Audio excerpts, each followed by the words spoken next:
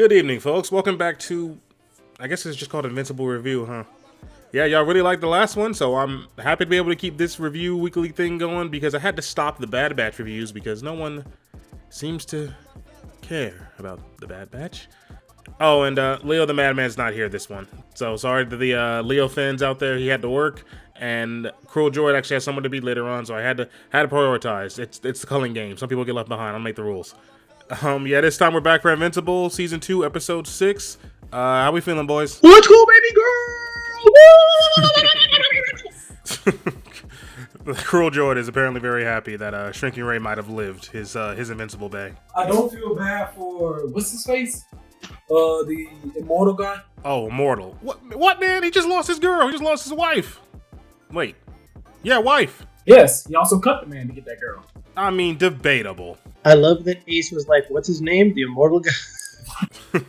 Speaking of immortal, I only have the one note for immortal, and this does sort of backtrack in the last episode. When he's building the team and he's all like, myself, Black Loser, Bulletproof, Monster Girl, Invincible, we'll all go because we're all immune to the gelatin Martian spiders.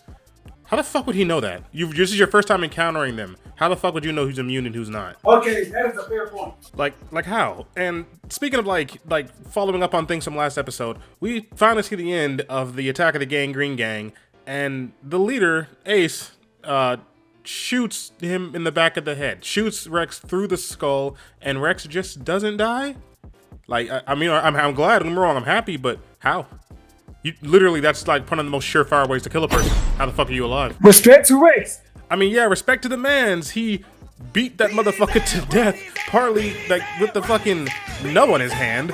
But like, as impressive as that is, even if you somehow survive the brain trauma of, you know, a bullet passing through it, you should be clinging on by a thread. And how is he not only like conscious, but up and talking shit and fighting and fully like aware of his surroundings and what's going on? How? Okay, weirdly enough, it might have been because of the way that he shot him. Had he shot him like in the temple, yeah, donezo. But he shot him like on the side, from back to forward, and relatively towards the top of his skull. Yeah, so he could have just like grazed his brain and like really only messed up like the language center of his brain. Like firing that way wasn't necessarily a death sentence. I want to say that that's because the entire gimmick is that like Lizard King is like a child and he really doesn't know what he's doing. You know, I think you're right, because he definitely, after shooting Rex, calls up who I would assume is the president. He's all like, all right, man, I've killed your Guardians of the Globe. Give me what I want or I blow up Kansas. My nigga, you have to be aware there's more than 3 Guardians of the Globe, correct? Yeah. And you fought the weakest of the weakest. And no, actually, I don't even think he knows they're the weakest. I just think it's wild that, like, you know there should be, like, at least 7. Like, yeah, maybe there's more. There's definitely more. I'm talking about. There's definitely more lately, but there's always been at least 6 or 7. Like, what makes you think, oh, so they've been cutting costs and wiring down teammates? We can handle this. That's just like what? And let's not forget about the people who are not part of the team that can still show up. The fucking 9 other groups of superheroes I could have called. Maybe the Buccaneers or the Ravager or whatever. There's actually one called the Wolf Corps, which is just a bunch of fucking werewolves. Real gangster till the Wolf Corps pull up, huh? Snakes versus wolves. I wonder how that would have went. He really got too big for his britches, dog. He really went off. On God, because while you don't look precisely out of shape, my dude, you look like just a relatively normal guy just with green skin. And you got absolutely destroyed by a teenager who's not only missing an arm and slashed up bleeding out, but a fucking hole in his goddamn head. Missing a hand. Yeah, you're right, my bad. You got beat by the nub, not the hand. But yeah, glad that Rex is alive. I guess it's alright. Shrinking Ray managed to squeak by. Good for her. Take that back. Nope. Fine. Holy shit, guys. Fucking Bay. Shrinking Ray is alive. Let's go. Dubs in the chat. Yeah. Alright, Jen. Tell them your idea for your theory for duplicate. Oh, so what I thought was, apparently, according to Deadman, duplicate still alive, Rex still alive, and Shrinking Ray was dead. So what I thought was, okay, maybe they flipped the script. They said, duplicate, you're dying. Shrinking Ray, you're gonna live, and nothing changed with rexsplode. Also, I would like to also add this. I glad that they retconned the Shrinking Ray thing, because I thought it was very dumb that she died because he just flexed his inner muscles. Because the only thing I can think of is, if I'm Shrinking Ray and this somehow he's caving the inside of himself in. I'm just gonna shrink the moment I feel that. I did have the question of just how small can she go? Like, how do you crush someone that can fucking shrink? But I think to answer your question, I think she just wasn't prepared. Like, it's always fly in, grow, bust out. She was just met with an obstacle she never met before. Like, I just think she just wasn't ready for that to happen. There's no way to predict that was going to happen. She had to try to stop her. But she has to, but think about all of this. She's been broken through a lot of people that embarrassing way, right? Mm-hmm. Which means she knows what it feels like to easily pop out. So the first sign of resistance, she should be able to like, oh wait, something's not right here. Let me shrink back again, right? But why would you do that? Why would you do that ever? Especially if here's the other thing. It's not even. It's more so the opposite. She's always felt resistance. I doubt everyone else's bodies was just like, oh, something's growing inside of me. I just gotta give in. Dog. I gotta let it happen. I imagine that their muscles contract and try normally. He's just the first one to actually do it. Well, she should okay. So think of it like this, right? Think of it like I'm gonna use his body as like with like a flame analogy. You will put your hand close to a flame. You'll be like, okay, this ain't bad. You will keep pushing, going closer and closer. But the moment you feel something, you're just like, wait, this is a little too hot or too whatever. You're gonna immediately just fall back. That's what I'm imagining what happened with Duplicate. She was growing. She felt too much resistance. It should have just shrank back immediately. You get what I'm saying? You know, I got a comment from last week's video that says he didn't really like the fact that I stopped it early because we were rambling. And I just want to point out, this is what happens when I don't stop it. What the fuck? What are you talking about? Look, man. I think my thing is that as far as fucking unnerving as this slaughter is, I see where you're coming from. I don't have anything left to debate about it. Like, I think I've said just about all I want to say. I guess you're right. I guess we can go with the fire thing. Like, why didn't she do this? Why didn't she do that? Fact of the matter is she lived, so she clearly did something right.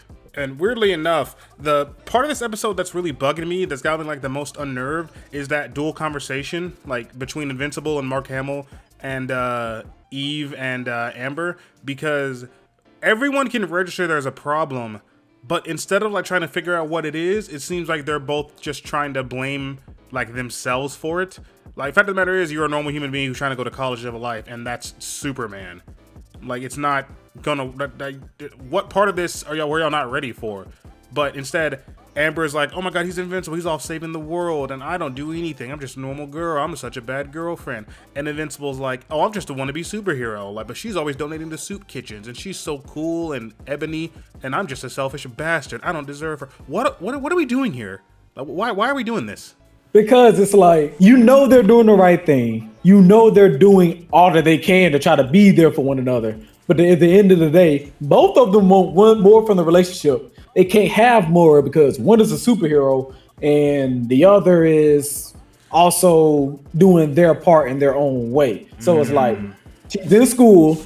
She tries to be there for Mark when she can, but also at the same time, Mark can't really be there because of his whole superhero gig. Every single time that man has a chance to rest, they're immediately calling him back out there to do something else. Even if he wants to spend more time with Amber, he absolutely cannot, because if he doesn't go, apparently there's not enough heroes on this world that's actually worth 2 cents to go take care of said problem. So he's immediately being called out there. He wants to do more for the girl, but he can't. She wants him to be there, but she understands that he is a superhero. He has to be out there saving people, because that's similar to what she tries to do with like the food drives, the food banks and stuff like that. She's not saving the world on the same grand scale, but she's trying to help one small thing at a time, the best she can. So it's like, what is she gonna do? She's just gonna be like, no, just stay here with me. Just spend this one day with me. She's going to cheat. I will double down. I will go to the grave. She's going to cheat on him to the first attractive man that notices she's feeling down. It's just game. He's here. Invincible's not. What I think is going to happen is this. They're going to have a conversation. He didn't go to the space to meet the other guy, right? They're going to have a conversation. They're going to basically say the same thing they said to Eve and the soup making guy. They're going to come to that realization that they both understand that they're not right for one another. So hopefully they just end on, we're not right for one another, let's just go our separate ways. You know, you got a real good eye of clairvoyance, because that's almost like exactly what happens in the comic. you know, I could have swore last video I said I'd stop bringing up the comics, but whatever, is that she sort of piecing together, keeps disappearing for strange periods of times and coming back with like acting funny. So I think what she breaks down is that you're gonna admit to me right now, either you're invincible or you're cheating on me. So he admits it. He's like, I'm invincible, and she accepts it. She accepts the secret. They try to, but they sort of acknowledge, well, it's just not gonna work now, is it? Like, I love the fact that you're not cheating on me, that you're a superhero, but at the very end of the day, I want a normal life. So they just sort of choose to part ways, which is what strikes me as like, that always struck me as why this relationship was important in the comics, because it doesn't always have to end all, it doesn't always have to be like some big like, what the fuck is Mark's mother's name? I'm bad with names. You're asking the wrong one. Debbie, that's it, fuck, Debbie. Hell, maybe even, what's her name? Olga, who's like, I'm Russian and I'm dating the Flash. It's not like in the comics, Amber had aspirations that didn't involve just sort of being a superhero as a wife. Like she has an entire life ahead of her that she's trying to get to. Well, and I think that's really what it was getting at. Is like the entire conversation is, in fact, man, I feel bad because the other person is such a great person within their respective right that I feel like I'm taking them away from that. Mm-hmm. And the difference, I guess, also is that Mark is looking at his mother and father's relationship and thinking, well, this should be easy. I should just be able to do what they're doing, right? I never would have expected that it would be this much of a sacrifice. But they are teenagers, which means that they are in a different space entirely than Debbie and Nolan. Nolan was just writing books, and Debbie was doing real estate or effectively bump nothing. Because every time we saw Debbie, she was in her house. I'm reminded of season 1 as you said that, because remember when Nolan dipped in to abuse the Martians, and then Invincible comes home like freaking out, saying like, "Oh my God, Mom, Dad went through a portal in another dimension. What do we do? What do we do?" But she's just like, "Oh, so I'll be home by dinner," and he was, so that she didn't have anything to worry. Mark's not doing that. He was just gone for 2 months. Yeah, that's what I was gonna say. There's also a big difference in the missions that Mark is doing versus what Omni-Man was doing. Mark is literally going off world to take care of stuff. People are literally coming from outside of space to come to him to be like, hey, come help us with that. Well, in Amber's credit, it wouldn't have taken so long had he not chosen to stay and help the ants, which I do think is like one of the pressures of Mark's good nature. Like, had he been meaner, he would have been home sooner and his girlfriend wouldn't be unhappy or as unhappy.